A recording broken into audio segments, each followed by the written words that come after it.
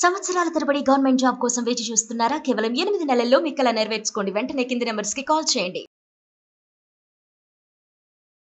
Indian army attack చేసే ముందు ఎలాంటి ప్రిపరేషన్స్ చేస్తుందంటారు? యాక్చువల్లీ ఇప్పుడు ఈ 9 టెర్రరిస్ట్ స్థావరాలని కనిపెట్టారు, అటాక్ చేశారు. దీని వెనకాల ఆర్మీ ప్రిపరేషన్ ఎలా ఉంటుంది?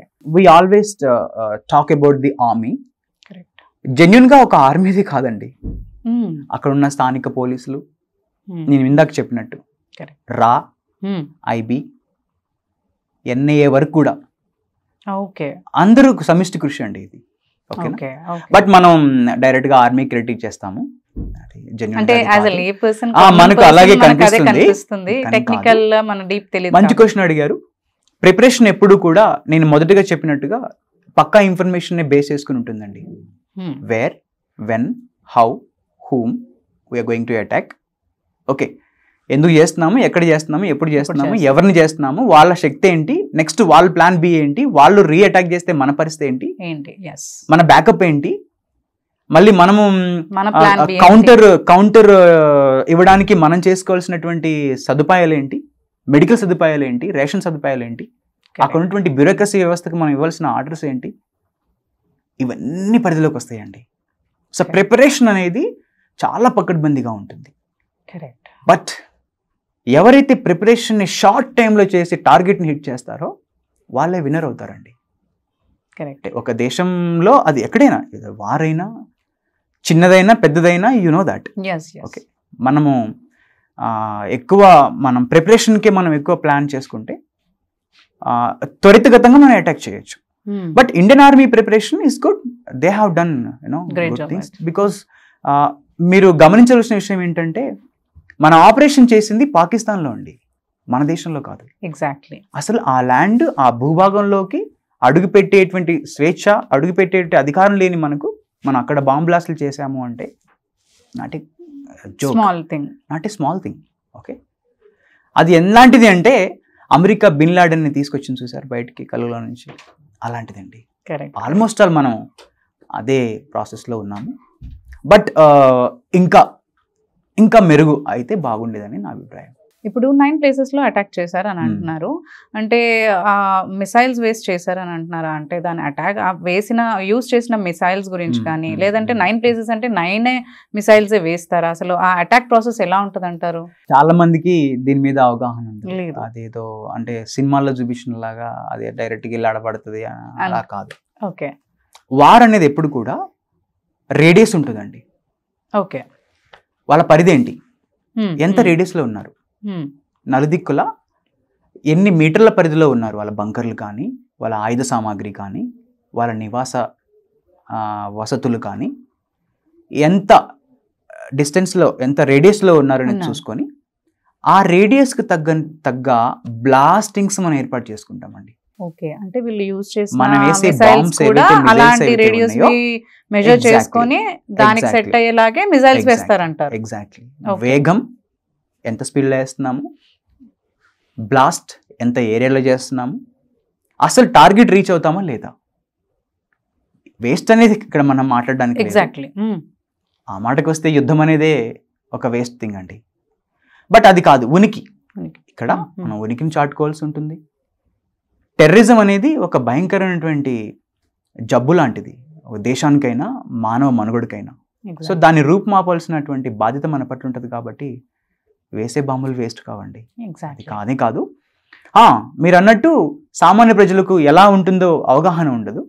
రేడియస్ చూస్తాము, డిస్టెన్స్ చూస్తాము, కౌంటర్ అటాక్ కౌంటర్ చేసుకుంటాము, వాళ్ళ దగ్గర ఎయిర్ డిఫెన్స్ మెకానిజం ఉందో లేదో చూస్తాము.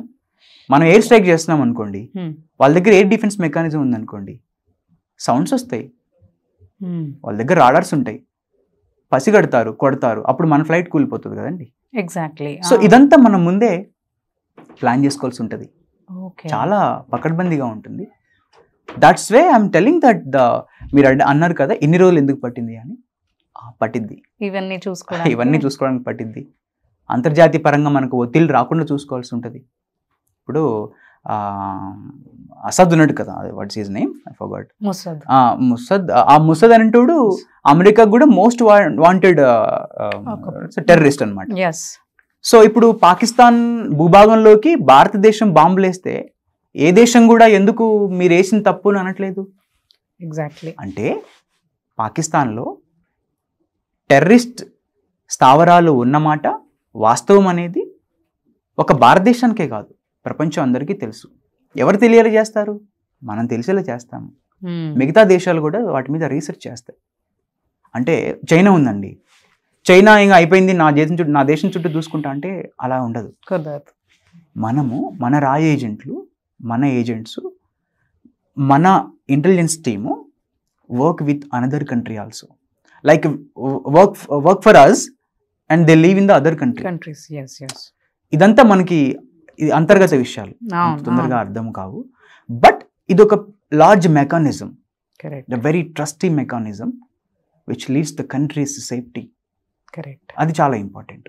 సో మీరు అన్నట్టు ఆ స్థావరాలని మనం వాళ్ళ భూభాగంలోకి వెళ్ళి కొట్టడం, మిగతా దేశాలు ఏవి లేవు అంటే అక్కడ ఇప్పుడు ఎల్ఈటి అనుకున్నాం, లష్కర్ ఏ తోయిబా కానీ, ఇండియన్ అది హిజ్బుల్ ముజాహిద్దీన్ కానీ, తర్వాత ఐఎస్ ఇది ఉంది, వాళ్ళు ఉన్నారు, ఐసిస్ ఉన్నారు. ఐసిస్ ఏషియన్ టీమ్ అంటే వేరే ఒకటి ఉందన్నమాట. ఐసిస్కి ఆసియాకి వేరే సపరేట్ గ్రూప్ ఉంది, వాళ్ళు వీళ్ళతో కోఆర్డినేట్ అవుతారు. సో వీళ్ళందరూ కూడా అక్కడ స్థావరాలు ఏర్పాటు చేసుకొని, అండ్ అవి కూడా పాక్ ఆక్రమిత కాశ్మీర్లోనే ఎక్కువగా ఉండడం వాళ్ళ స్థావరాలు. సో మనం చేసింది అల్టిమేట్ ఆపరేషన్ అండి. అంటే ఇప్పుడు ఈ అటాక్ లో యూజ్ చేసిన మిసైల్స్ గురించి చెప్పగలుగుతారా? మిసైల్స్ గురించి అంటే ఒకటి అది స్కాల్ప్ హ్యామర్ అని యూజ్ చేసి ఉంటారు. రేడియస్ ఒక 500 meters దాని రేంజ్ ఉంటుంది. Okay. That's all technical aspect అండి.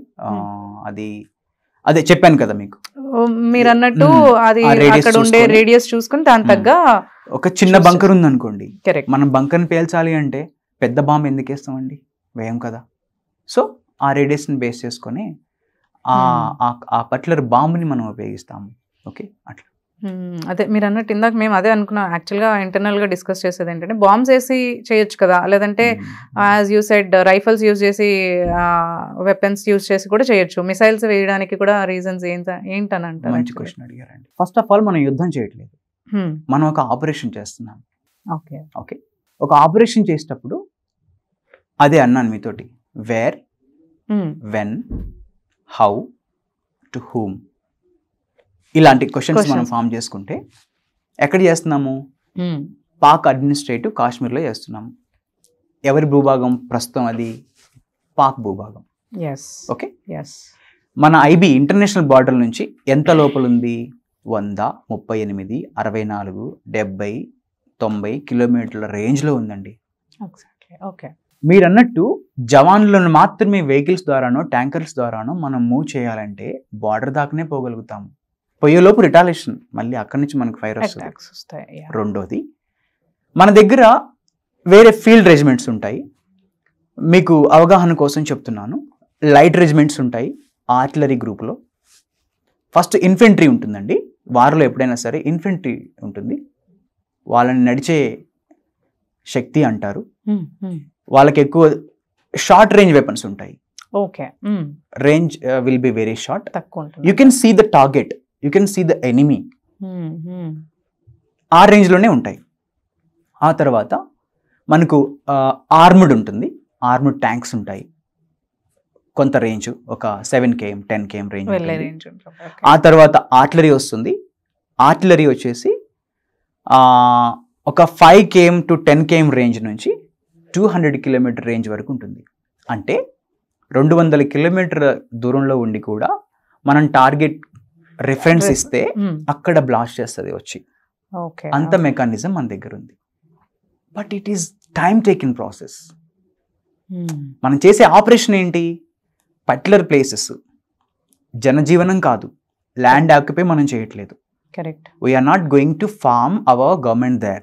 Correct. We're not going to acquire the land to get our revenue there. మనం వెళ్ళి జెండా పాడడానికి పోలేదు. కరెక్ట్. మనం వెళ్ళిన పని ఏంటి? స్ట్రైక్ చేయడం, వాడిని చంపడం, వెనక్కి రావడం. This the target.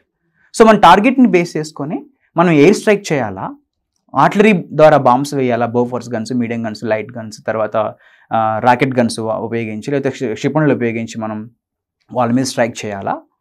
ఓకే, లేదంటే జస్ట్ మనం మిలిటరీని, మన ఇన్ఫెంట్రీ బెటాలియన్ పంపించి కొన్ని వెపన్స్ ఉన్నాయి, ఎంఎంజీ, హెచ్ఎంజీ, ఎల్ఎంజీ, ఇట్లా కొన్ని షార్ట్ వెపన్స్ ద్వారా, రాకెట్ లాంచర్స్ ద్వారా కొట్టేయాలా అనేది మనం డిసైడ్ అవుతాం.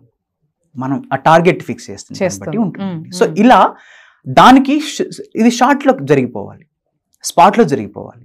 That's way air strike. And air strike is the ultimate way to win the war అండి, అండ్ డిస్ట్రాయ్ ద టార్గెట్. భవిష్యత్తులో అన్నీ కూడా ఇలాంటి యుద్ధాలే ఉంటాయి. ఆర్థికపరమైన యుద్ధాలు, నీటిపరమైన యుద్ధాలు, ఓకేనా, ట్రేడ్ పరమైన యుద్ధాలు, బయో వార్ఫేర్ అంటాము, ఓకేనా, ఇలాంటి వార్లు ఉంటాయి. వీటితో పాటు నెక్స్ట్ ఇంకా ఫేస్ టు ఫేస్ యుద్ధం జరగాల్సి వస్తే అది ఎయిర్ స్ట్రైక్ అండి. Ultimately last one will be the last and highest will be the air strike. మనం ఈ ఇరాక్ వార్ ఈ మధ్య కాలంలో మనం చూసుకున్నట్టయితే ఇరాన్ అండ్ పాలస్తీన్ అది కాన్ఫ్లిక్ట్ అది కూడా చూసుకుంటే మ్యాక్సిమం ఎయిర్ స్ట్రైక్స్ ఉంటాయి. Okay, so that is the target fixed thing. అవి కొట్టి పడేసి వెళ్ళిపోతాయి అన్నమాట. అలా ప్లాన్ చేశారు. ఓకే, అది